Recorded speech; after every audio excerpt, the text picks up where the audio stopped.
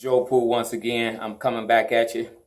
What I want to talk about is time management for real estate inspectors. First of all, those new inspectors who just get into the industry, and also for those inspectors that's been in the industry for a year or two.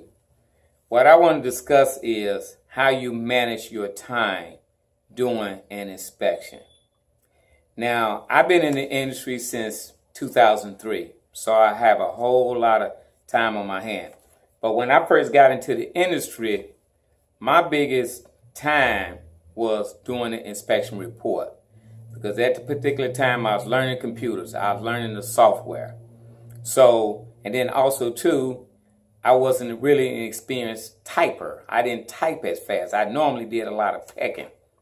But what I wanted to do was get my time efficiency down, because I would do an hour and a half or 2 hours doing an inspection, but when it came time for me to do the report, it may be 3-4 hours.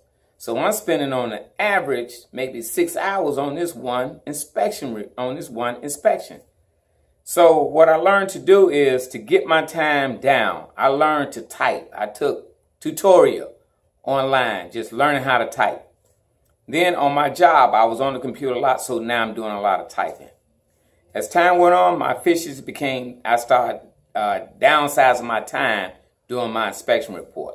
So if I did an inspection on site and I wrote my notes, as soon as I get to my office or my home, now I want to work on the report. What I started learning to do was cut and paste, and add to it. So if you learn how to cut and paste and add words to it, that also eliminates your time. Now, what I learned to do when I was doing my report, I would do my report, then I would read it out loud to see how well did it sound. Or ask an assistant or someone, maybe my wife or a child that was passing by, read this for me. As they read it, I wanted to know, did it sound decent enough for something that I was going to be emailing out to a buyer, because I wanted that buyer to understand that and to look at me as though this individual know what he's doing and he's describing it in his report. So I started reading out loud. I would do my report and then I read it out loud. Then what I do, once I read it out loud, I would go back and make a correction. So I was reading that inspection report out loud as though I'm reading it to a buyer. Once I learned that, my report writing time started being decreased. But yet, right before I emailed it, I may let it sit, maybe about an hour, come back and read it again. Because doing inspections, your main concern is you want to get that report out within 24 hours. I've talked to real estate agents and brokers, and they say the biggest fault with inspectors is that sometimes it takes 3 days to get an inspection report. One gentleman told me it took 4 days. Along with them 4 days he waiting on his inspection report, his option period time was being eaten up by that inspector. So as time went on, what I started doing, I went out and I purchased me a laptop. Now I'm getting to the point now, I don't need to do my reports at home or at my office. I start doing my reports on site, because I've learned then to copy and paste. I learned how to attach my pictures into the report, because I don't use a lot of the reports like a lot of inspections do. They go out and pay big money for those inspection reports, and sometimes they have to upload it. I didn't want to pay anyone to do an inspection or to use their report form. So there was a young lady who used to work with a law firm, and she was good with software. What she did is she designed my own software for me specially to use, because I want my report to be so short what individuals can read. Because one thing that I learned in this business, real estate agents and brokers and even buyers, they don't like to read. So what I learned to do is condense my time down in my description of the deficiency. Like I would like to say, such as an air conditioner. I would say the air conditioning is not functioning as intended. What I recommend, I would say, no, this is what I would say. The air conditioning system was not functioning as intended during the time of inspection.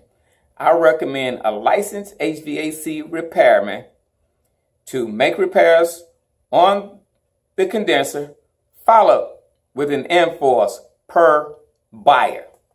Now, as an inspector, we don't have to go out and diagnose what's wrong with the system. We just need to tell them if it's working or it's not working during that time of inspection. Don't go out and try to do a whole description of the unit is not working and the reason why it's not working. That's not your call. Your call is to only go out to inspect that unit to see is it functioning as intended during the time of inspection. So what I would do, that's how I would write my report. Short, snappy, to the point.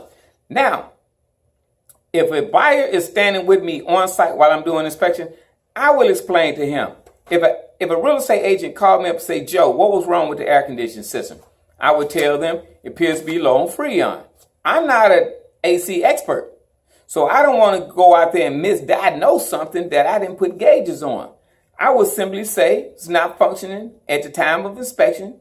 It's not functioning as intended at the time of inspection.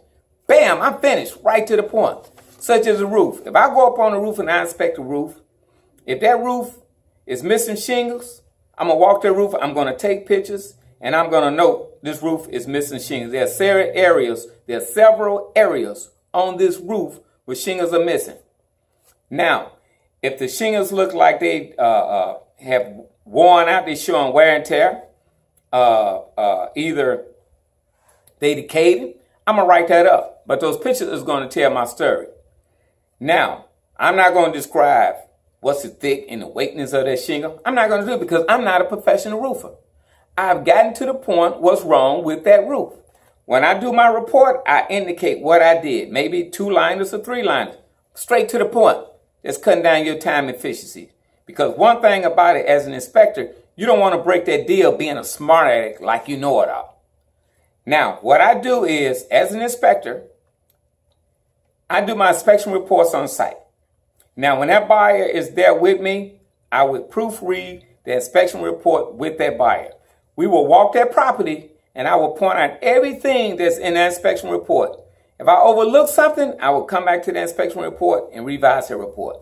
Once I read that inspection report to that buyer, and that buyer approves everything that we noted and pointed out, then I will save it, put it in a PDF. I will go to my cell phone, turn the hotspot on to my cell phone where my computer is linked and connected to my cell phone. I send that report on site. Now, as far as the inspection agreement, that buyer signs that inspection agreement on site. That inspection agreement, to my version, is also part of that buyer's receipt. Once I do that, the job is complete. Now, the agent may give me a call and go over some things with me, and if there's a misprint, a word not spelled properly, I make that revision right there while I'm talking to that agent on the phone and resend that report to the agent and also the buyer. I'm cutting down on my time management. So when it's time for me to relax and kick back and have a sip of a glass of cognac, job is done. That's what I recommend to all of you new inspectors out there that wants to make money in this industry. Time management is important. If you can learn that, get your time management down, you can make a lot of money in the industry. You can start doing 2-3 inspections a day, depending on how hungry you are in this industry. This is Joe Poole with JP's Real Estate Inspections. You can reach me on my website at www.jpsrei.com, or either you can send me an email at jpsecureandalarm@gmail.com. That is jpsecure. That is jpsecureandalarm@gmail.com. Look at the website and all of the information is. Take care. See you later.